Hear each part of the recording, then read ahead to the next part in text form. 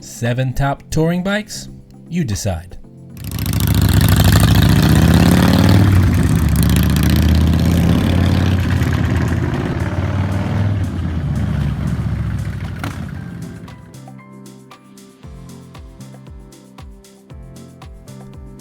When it comes to touring motorcycles, a lot of people think big full dressers, baggers, or a lot of bikes in the US segment. I'm going to go off the beaten path and mention a few that maybe don't come to mind. Now, I will include some of the traditional items you may think of, but there are a few out there that may fall under the sport touring class that would be an awesome way to tour the world. So let's look at some of the options I picked without committing to any clear-cut definitions of what a touring motorcycle truly is. First up, the Kawasaki Concourse 14.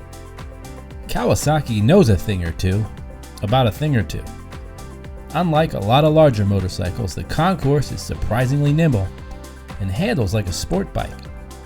It features an absolute beast of an engine with 1352 cc's, liquid-cooled inline-4 delivering 158 horsepower and 100 foot-pound of torque.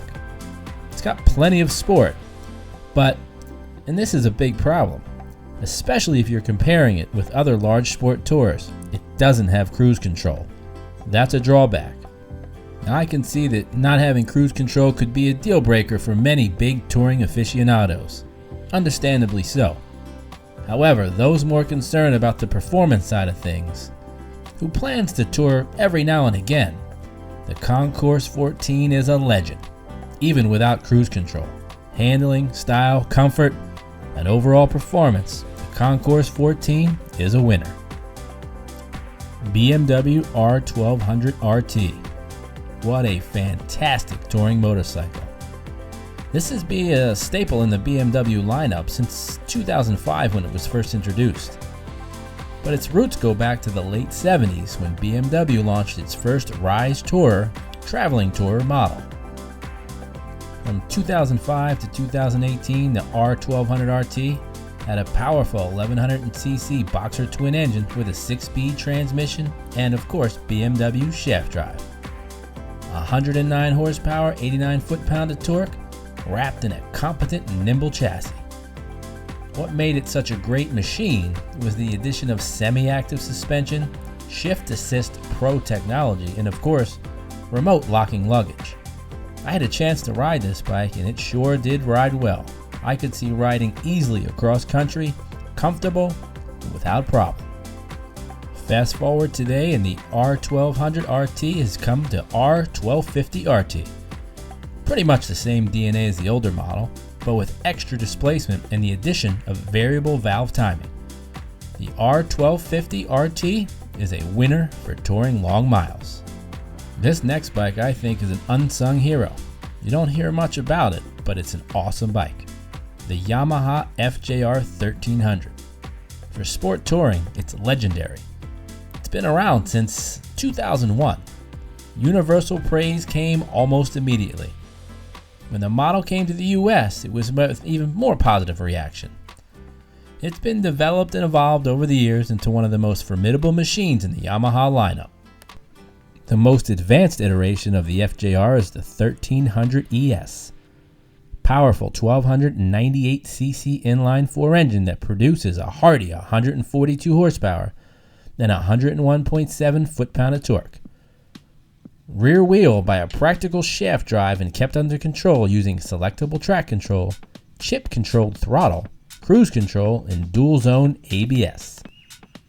The reason this is one of the best touring motorcycles ever is the fact it's comfortable, hassle-free touring with easy removing bags, plenty of sports performance, and it just can crunch the miles or take it into twisties and carve the canyons. A practical all-round touring bike. Now let's downshift a gear or two and look at some traditional bikes. The Harley Davidson Road Glide. It's got the Milwaukee 8, the 753cc air-cooled V-twin, 76 horsepower, 111 foot-pound of torque. Classic Harley sound and delivers power right where you need it, whether you're riding in city traffic or stretching your legs on the open road. The Road Glide ticks all the boxes for a touring motorcycle. Large front fairing, upright riding position, floorboards, passenger seat, saddlebags, comprehensive infotainment system, cruise control, ABS, fancy electronics, and tons of storage space. A lot of riders, this is the go-to touring motorcycle there is. Sticking with the theme of American motorcycle cruisers, it's hard to overlook the Indian Roadmaster. Comes with the beastly Thunderstroke 116 engine. 1890 cc's of pure joy, 92 horsepower, 126 foot-pound of torque. Naturally, the Roadmaster features everything a real touring motorcycle needs. Heated seats, heated grips, highway bars, ABS, cruise control, an electronically adjustable rear shock, LED lighting, and an advanced infotainment system. The 7-inch display, powerful 200-watt 4-speaker sound system. If that wasn't enough, the bags and top box can hold up to 37 gallons of storage. The Indian Roadmaster is truly a beautiful touring machine and has to be included in this lineup. Let's head back into some more refinement. How about that BMW K1600 GTL? This is a luxurious 2-up touring, and if this is your thing, this is the bike to choose. Not only does it pack a powerful punch in the engine, but it also features bucket loads of comfortable options to make your next long distance adventure an absolute breeze. Now the GTL is the top model in this range, but all of them have a 1649cc flat 6 liquid cooled engine. It's capable of producing 160 horsepower and 129 foot-pound of torque. It's definitely a heavyweight, but surprisingly nimble when you take it out in the canyons. I've had the opportunity to ride this bike, and it is one of the nicest riding machines I've ever been on. The grunt and power of this luxury tour is reason enough to buy the bike. But all the bells and whistles help too. Heated seats, dynamic electronic suspension adjustments, ABS, clutchless shifting, reverse assist, maneuvering, and more. This bike is loaded. Comes with a hefty price tag, but it is a BMW, so you get the reliability and engineering behind it. So there's 6 pretty formidable touring sport cruisers or cruiser bikes that I think are pretty awesome. But I said we're doing 7. So what do you think number 7 is? I'm sure there's a lot that you may think I missed, but how can you forget the Honda Goldwing?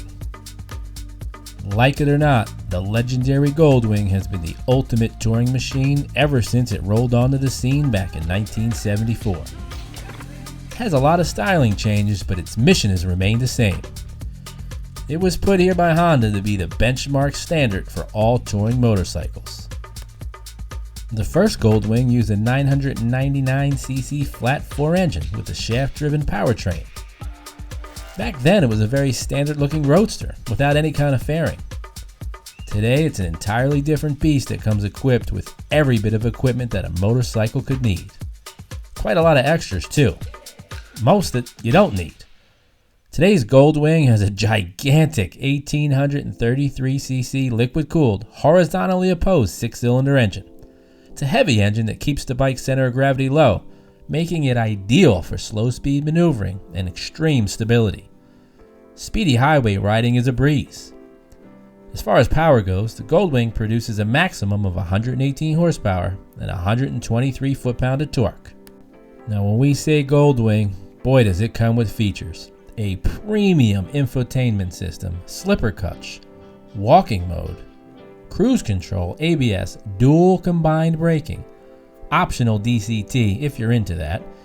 It's hard not to see why the Honda Goldwing has remained on top for all of these years. So there you have it. I thought it'd be fun to have a traditional and not so traditional list of touring motorcycles. Let me know in the comments below what you think, or who I may have omitted that you think belongs on this list. Thanks for watching, and don't forget, I am Anonymous Biker USA.